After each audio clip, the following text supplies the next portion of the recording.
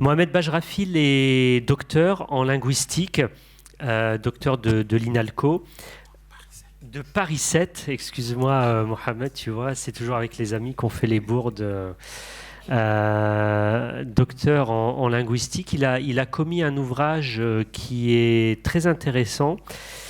Et je ne m'aventurerai pas sur le titre parce que tu évoques la langue comorienne et je te laisserai donner l'intitulé exact de cette langue car je risque de faire une énorme bourde en la citant. C'est également un acteur engagé. Il est imam khatib, c'est-à-dire qu'il s'occupe du prêche à la mosquée d'Ivry, Ivry-sur-Seine, et il est connu pour ses interventions auprès du grand public. Il est conférencier et les intervenants de cette fin d'après-midi ont tous un ancrage effectif de terrain et donc ils pourront s'exprimer à plus d'un titre. Son intervention est intitulée « Revivification de la diversité juridique musulmane ou l'arme de destruction massive du statisme intellectuel ». Je lui laisse la parole.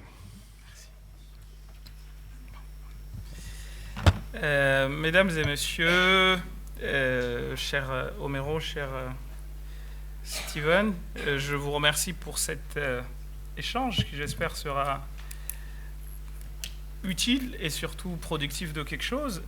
En réalité, le sujet, comme le dit Steven, ou le titre du sujet était beaucoup plus long, mais il va falloir qu'en moins de 20 minutes ou qu'en 20 minutes, montre en main, j'arrive à en parler de manière satisfaisante. Je ne vous le garantis pas. J'essaierai, mais encore une fois, j'ai l'habitude, comme imam, d'avoir des discours à la Castro. C'est pas le cas. Ça va pas pouvoir être le cas aujourd'hui.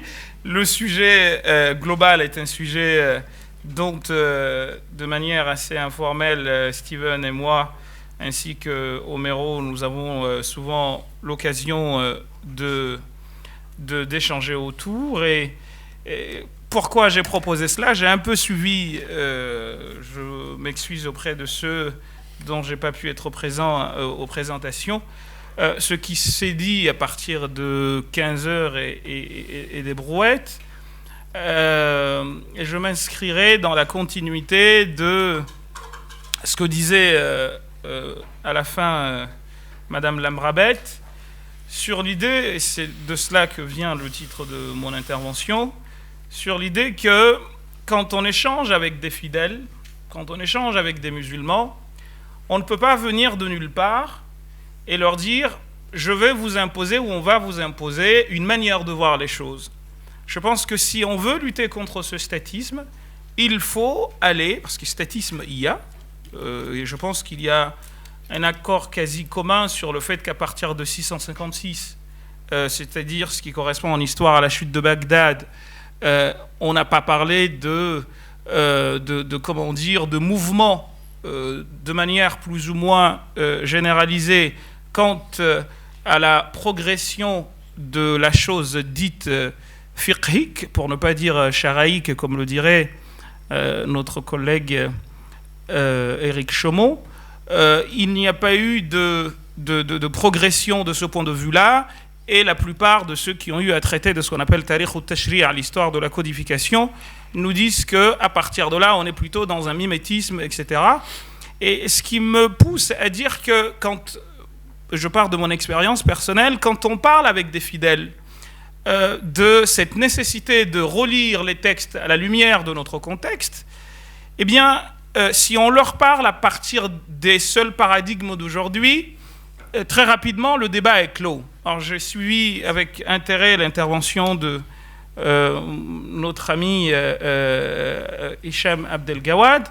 S'agissant des jeunes, il se trouve que moi, en tant qu'imam, je n'ai pas seulement en face de moi des jeunes, où les jeunes que j'ai, ils ont déjà reçu plus ou moins une instruction religieuse qui souvent est déjà construite sur des acquis, ou plutôt ce que j'appellerais en arabe des musallamat, des choses qui sont considérées comme intouchables, et cela va jusqu'aux choses les plus vraiment futiles qui soient, et qui sont présentées comme ne pouvant pas faire l'objet de débats, raison pour laquelle je trouve, et c'est en tout cas ce que moi je me propose comme voie pour amener les gens à la nécessité de relire les textes à partir de notre contexte, je les emmène, n'est-ce pas, à revenir à cet éclectisme qui a caractérisé les premiers siècles de l'islam. Pourquoi ? Eh bien, et ce sera mon dernier point là-dessus, c'est que quand on relit l'histoire, quand on regarde l'histoire ou la naissance de ces écoles juridiques, parce que je vais rester essentiellement dans le domaine du fiqh, de la jurisprudence musulmane, eh bien on s'aperçoit que, je vais peut-être m'inscrire un peu en porte-à-faux vis-à-vis de ce qui a été dit tout à l'heure, on s'aperçoit que le fiqh c'est quelque chose de wada'i, c'est quelque chose de conventionnel. Et quand on parle de droit positif, on a tendance à opposer le droit positif au fiqh, alors qu'en réalité, il y a une manière. Alors les conclusions ne sont pas les mêmes selon que l'on s'inscrit dans un droit ou dans un autre. En revanche, même si je n'établis pas d'équivalence, il y a une chose sur laquelle il faudrait que tout le monde arrive à se mettre d'accord, c'est que le fiqh, c'est pas révélé. Et ça, c'est quelque chose qui est admis de tous. Le problème, c'est qu'aujourd'hui, cette question ne peut même pas être discutée. Le fiqh est aujourd'hui vécu comme quelque chose de révélé. Alors, pour lutter contre ça, il n'y a rien de mieux de mon point de vue que de procéder de 3 manières. La première chose, c'est de procéder à ce que moi j'appelle l'humanisation des imams. C'est quoi ? Les humaniser, c'est pas les désacraliser, j'aime pas ce mot.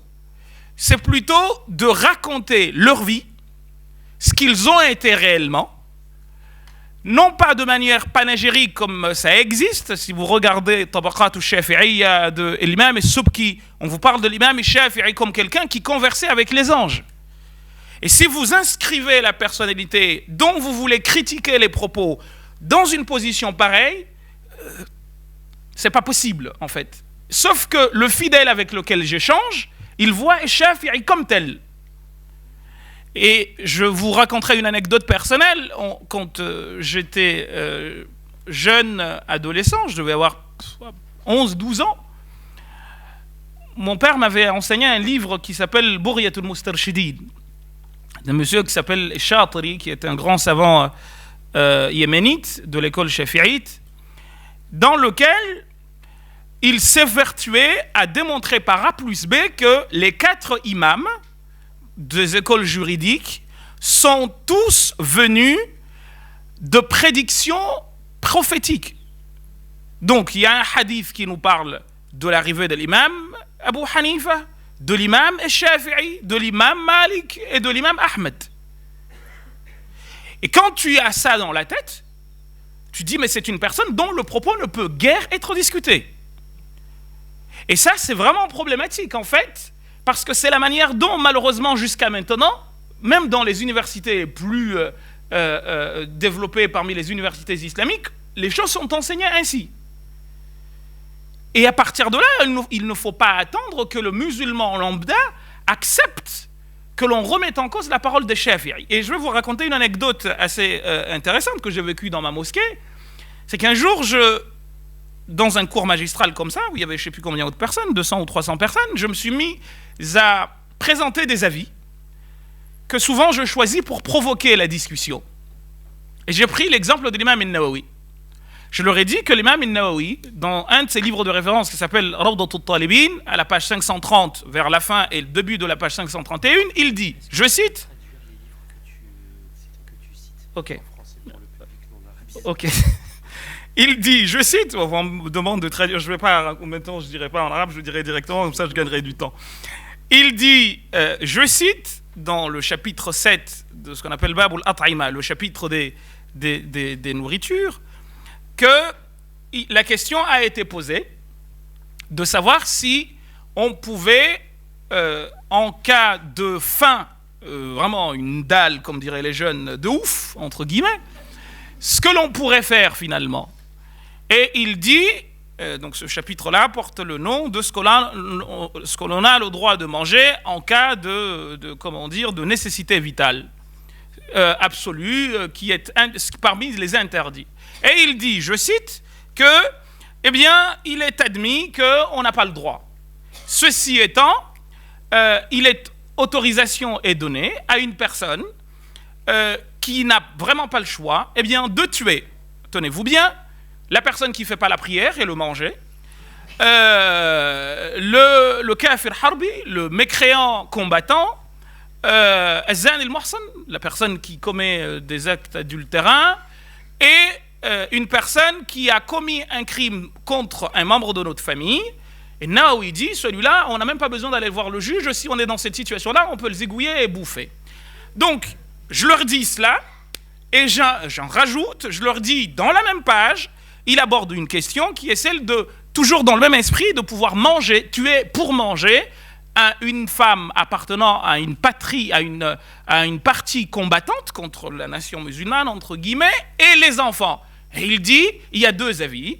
Un avis dit qu'on n'a pas le droit, un autre dit qu'on a le droit, et c'est l'avis de l'imam al-Ghazali, le grand Ghazali, ainsi que l'imam al-Rafi'i. Et lui, aussitôt, en dessous, il dit « وَهَذَا هُوَ الْأَصَحُّ » et ça, c'est l'avis le plus sûr. Ça, c'est l'avis le meilleur avis qui soit. Alors, la réaction qui a été de mes fidèles, ça a été violent. Hein. Ils m'ont dit, de toute façon, c'est les ennemis de l'islam qui ont introduit cela dans les livres de l'imam Nawawi. Et là, tout de suite, tu te dis, waouh. Et le problème, c'est que j'avais pas le temps de développer cela et de montrer que, en réalité, moi, je ne m'escrie pas au risque de vous surprendre. Autant la vie aujourd'hui me choque, autant je me dis qu'à l'époque, Nawawi, juste pour vous situer, il est né en 632 de l'Hégire, il est mort en 677, donc entre Nawawi et nous, il y a à peu près aujourd'hui 800 ans. Donc je peux comprendre, pas à peu près, 600 ans exactement, 806 ans exactement, depuis sa naissance jusqu'à aujourd'hui, ou 807 ans. Je peux comprendre qu'à l'époque, on n'est pas la même vision de l'homme qu'aujourd'hui. Mais de là à vouloir nier que c'est pas lui qui l'a écrit, faut se réveiller tôt, quoi. C'est qu'à un moment donné, on peut pas se cacher derrière des fadaises et comment dire, et défendre l'indéfendable. C'est là où à chaque fois on est confronté à un mur. C'est qu'à chaque fois qu'on sort ces avis-là, il y en a qui te disent oui, mais tu sors les avis shadh. Alors c'est un mot qui n'a jamais été défini. Je pensais que j'allais pouvoir le faire, mais j'aurais pas le temps, parce qu'en réalité il n'y a pas de définition. C'est selon les écoles juridiques. Les Hanafites par exemple n'en parlent jamais, quasiment. Shadh, c'est un avis, alors je dis marginal, mais encore une fois c'est une définition qui n'est pas vraie. C'est une définition qui est vraie en littérature peut-être, mais en hadith c'est pas la même chose, en tafsir, en exégèse c'est pas la même chose, en usul al-fiqh, fondement de la jurisprudence, c'est pas la même chose. Je veux dire, mais pourtant c'est balancé à tort et à travers. Mais bon, je ne reviendrai pas là-dessus. Donc, humaniser les imams, pour vous revenir à mon propos, c'est d'aller vraiment, de porter cela à la connaissance de tous. Permettre par exemple aux gens de savoir que Shafi'i, pour certains, il a été tué par les Malikites. Et ça permet de situer. Alors, c'est pas la version qui est tout le temps avancée, ni même la version peut-être sérieuse, mais il existe des versions qui disent que c'est Ashhab, l'élève de Maliki qui était égyptien, qui aurait, poussé des gens à aller frapper Shafi'i, et Shafi'i en serait mort. En tout cas, Al-Bajouri, qui n'est pas un enfant de cœur, c'est un des plus grands Cheikh al-Azhar du 19e siècle, le note dans son livre intitulé Hashiyat al-Bajouri, très connu, la glose de la glose d'Ibn Qasim al-Ghazi. Donc, une manière de vous dire que si on va dans ce sens, eh bien, les gens se réveillent, en fait. Oh, attendez, on n'est pas en train de parler d'un messager, on est en train de parler d'un homme en tant que tel. Un dernier point là-dessus, j'ai eu également à raconter à certains de mes étudiants ce propos de Nawawi, et il y en a beaucoup qui se sont levés qui m'ont dit je ne veux plus rien entendre de lui, c'est fini. Quelqu'un dont l'esprit a pu produire des atrocités pareilles, c'est quelqu'un dont je ne peux rien entendre. Je leur ai dit oui, mais ton tort serait d'oublier que c'est un homme avec tout ce que cela suppose. Parce que ce qu'on t'a dit de lui jusque-là, c'est que c'est quelqu'un qui n'a pas eu le temps de se marier. En effet, à 45 ans, il est mort et sa mère lui aurait dit « Pourquoi tu t'es pas marié ?» Il a dit « Maman, j'ai oublié. » Parce qu'il était en train d'écrire des bouquins, on nous dit qu'il a écrit plus de feuilles qu'il n'a vécu de jours. Donc, c'est, si vous voulez, l'idée qu'on nous présente, pas qu'on nous vend, mais c'est l'idée qu'on nous dit de Nawawi. Mais quand on se situe dans son temps, on va s'apercevoir que c'est pas aussi vrai que ça, qu'il y avait des bisbilles de son temps, qu'il a eu des gens qui se sont opposés à lui, qui l'ont dénoncé et qui ne voulaient pas de lui. Et en réalité, cela peut s'appliquer à l'ensemble des imams de l'islam. Donc, humaniser les imams, c'est cela, c'est raconter de manière neutre ce qu'ils étaient véritablement. Deuxième point, c'est la réintroduction au goût du jour des références originelles. Qu'est-ce que ça veut dire pour moi? Ça veut dire pour moi que quand, je disais à un ami juste avant de venir, que quand on se limite par exemple à 450 de l'hégire, et on descend jusqu'à la première année de l'hégire, je mets 450 pour introduire le Ghazali dedans, parce qu'il est né en 450 après l'hégire. Quand on va dans ce sens-là, eh bien on s'aperçoit qu'en réalité, tout pouvait être discuté. On pouvait discuter de tout, mais vraiment, sans aucune limite. Et quand je vous dis sans aucune limite, c'est que je suis en train d'écrire un livre, justement, que j'ai intitulé « Épître à un jeune musulman de France », et j'aborde cette question de qui est le mécréant. De toute ma vie en formation en droit musulman, j'en ai passé près de la moitié de ma vie de ce que j'ai aujourd'hui, on ne m'a jamais donné cette idée. Mais il y a des théologiens musulmans, comme Al-Ambari, qui soutiennent qu'à partir de l'instant où l'homme, quelle que soit sa foi, il se lance dans la quête de Dieu, eh bien celui-ci, il n'ira pas en enfer. Mais ça, on ne me l'a jamais dit, ça. On m'a appris plutôt l'apologétique qui me dit que le musulman est le meilleur et le reste à la poubelle. Donc, remettre ces notions-là au goût du jour. Al-Ghazali, dans Faysal al-Tafriqa, il tient un discours pareil. El-Jahiz a eu un discours pareil. Une manière de dire qu'en réalité, quand on enseigne les premiers livres, eh bien, on va s'apercevoir, par exemple, que Shafi'i, dans Mukhtasar al-Muzani, a dit « Ne me suivez pas ». Et il en va de même pour l'ensemble des 4 imams fondateurs des écoles juridiques. Sauf qu'au 6e, 7e siècle de l'Hégire, je parlerai ici des Shafi'ites, vous avez un monsieur qui s'appelle Ibn Salah, qui est venu et qui a dit « Personne n'a le droit de sortir au-delà des 4 écoles juridiques ». Donc c'est ce qui m'a poussé à dire que si on descend, on s'arrête à 450 et on descend, je peux vous garantir que toutes les questions sont abordées. J'entends parler de l'imama de la femme, que la femme soit imam ou pas. Enfin, c'est devenu, on l'agite comme je ne sais quoi. Mais Abu Thawr, c'est un des grands disciples de Shafi'i d'Irak. Mais il soutient qu'une femme peut être imam devant des hommes. Mais quand tu viens, on te dit ça, shadh. Oui, mais dans ce cas, définissons c'est quoi shadh. Je n'ai pas d'opinion particulière que la femme soit imam ou pas là-dessus. Je ne sais pas ce qui va me nourrir ou pas me nourrir. Mais c'est juste pour que vous compreniez que quand on n'enseigne pas les livres originels, mais on enseigne les glosses des glosses, parce que depuis 656, c'est ce qu'on fait. On répète la même chose, alors que jusque-là, 450 et le Ghazali, par exemple, ils ont des choses, mais d'un courage incroyable. Au-delà, ça commence à ça s'endort, un peu ce qui se disait ici, taisez-vous, tout a été dit avant nous.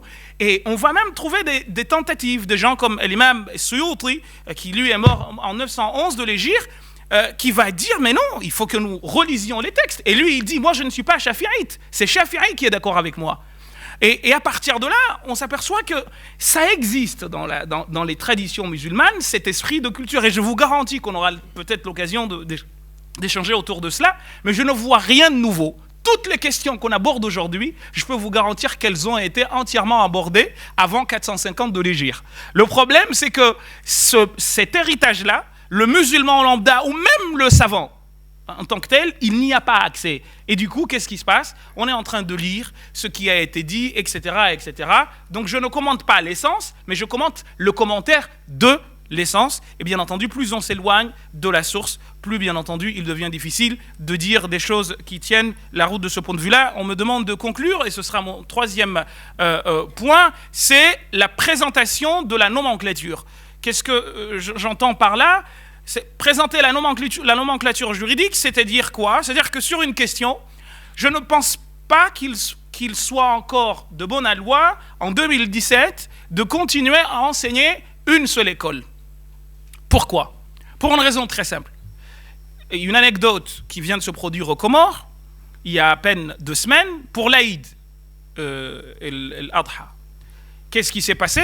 L'État comorien a fait mentionner dans sa constitution, comme le Maroc, qu'il est de rite chafi'ite. À partir de là, qu'est-ce qui se passe? Donc toutes les décisions qui vont être prises seront à la base du chafi'isme. L'Aïd, nous on l'a fait ici le vendredi, le 1er. Sauf que eux, les chafi'ites, se sont distingués des 3 écoles sur la base de ce qu'on appelle le ru'ya al-mahalliya, une vision locale. Donc les chafi'ites, les Comoriens chafi'ites ont vu la lune un jour après les Saoudiens. Sauf qu'il y a Yawm Arafah, le jeûne du jour de Arafah. Et eux, le jour de Arafah, c'était le jeudi. Or, le jour de Arafah correspond généralement au 9e jour. Donc le 10e jour, c'est la fête de l'Aïd. Il y a des Comoriens qui ont dit, attendez, nous on fait l'Aïd le vendredi. Mais le gouvernement comorien, chafi'ite jusqu'aux os, a dit non, le samedi. Résultat des courses, à l'heure où je vous parle, il y a eu des condamnations allant jusqu'à 1 an d'enfermement. Pourquoi? Parce qu'encore une fois, le problème se pose à ce niveau-là. C'est qu'à partir de l'instant où on enseigne un fiqh dans un coin qui n'est plus fermé parce qu'il n'y a plus de frontières, il n'y a que les réacs et ceux qui ne comprennent pas le monde dans lequel nous vivons qui s'inscrivent encore dedans. Les gens qui sont sur le mont Arafah, ils ont Twitter, ils ont WhatsApp et ils se filment. Il y a 10 ans, c'était pas possible. Donc on pouvait ne pas savoir que c'est le jour de Arafah. Mais aujourd'hui, c'est plus possible. Donc, mon oncle qui est le moufti, je lui dis, mais tonton, vous ne tiendrez pas longtemps, vous allez mettre tout le monde, les jeunes, vous allez les mettre tous en prison, parce qu'ils ne vont pas vous suivre dans cette manière de voir les choses. Le souci, c'est qu'aujourd'hui, et c'est mon dernier mot, c'est qu'on voit même en France, et c'est ce qui pas m'inquiète, m'amuse un peu, parce que j'étais dans cet état il y a 20 ans, c'est que je vois des gens il y a des petits mouvements qui se font même sur Internet, le Facebook de l'école chafi'ite, le Facebook de l'école hanafite, le Facebook de... Alors que justement, il n'y a plus de frontières, donc comme il n'y a plus de frontières, il n'y aura plus de frontières intrascolaires, pour dire intra-école, et à partir de là, ça ne peut pas continuer. Donc, tout ce que je vous ai dit là avait pour but de dire que on peut partir de l'héritage et appeler vraiment à une relecture, à une réforme. Encore faut-il que ceux auxquels on s'adresse soient préparés à cela. Et pour cela, je pense qu'il n'y a rien de mieux que la revivification de la divergence. Je vous remercie pour votre attention. Et voilà.